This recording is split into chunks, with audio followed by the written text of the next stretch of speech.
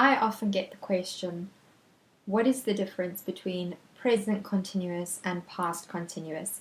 And I'm going to explain that into today's video.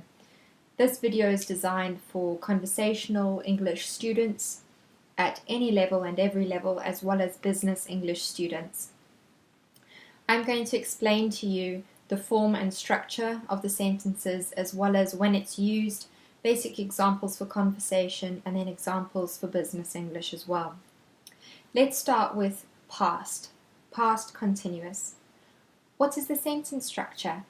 First we have the subject, then we have was or were, then we have the verb plus ing, and then we have the object. When is past continuous tense used? There are 4 situations in which you must use past continuous tense, or in which you can find past continuous tense. The first is for interrupted past actions. For example, when I was taking a bath, my daughter came home. Or in a business environment, when I was doing a presentation, my boss interrupted me. The second situation is to show gradual development that took place in the past. For example, it was getting darker. Think of when you read a crime novel or a story that is trying to create a setting. It was getting darker and the wind was howling. A business example is, the report was getting more and more complicated. It can express, the third one, it can express an action that took place before that time and probably continued afterwards. For example, at 8 o'clock, he was having his breakfast.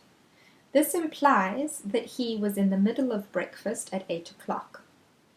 The meeting started at 9 a.m. and everybody was talking about coronavirus.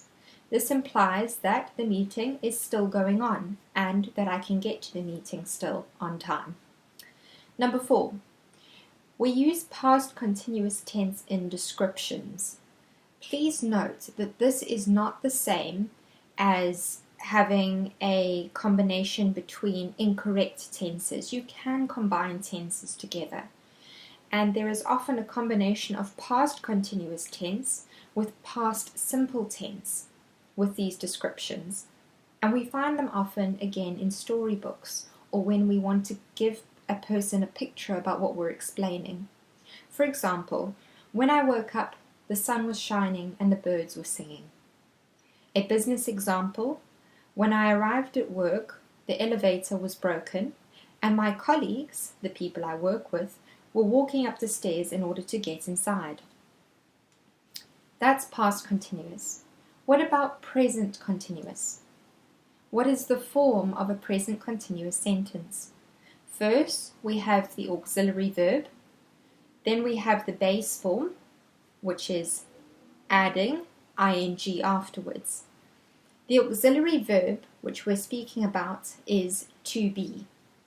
And we use to be with the words are, am, and is. For example, I am running, we are running, she or he is running. When do we use it? Well, there's 5 situations with this continuous tense that we use.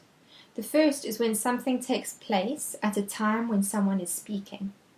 Let's imagine you're sitting at home and you're trying to watch a program or a movie and somebody is talking, and you turn around to them and say, "Please be quiet, I am trying to watch." The action is carrying on, and you're speaking to somebody, telling them to stop talking so that you can carry on watching the program. In a business situation, let's say, "Please, can you be quiet? We are having a meeting." The second is if you describe a temporary situation. I am reading a great book at the moment. I am writing an interesting financial report. I am presenting an intriguing legal case at the moment, something that is carrying on, that hasn't yet finished. The third situation is when it emphasizes things that happen often.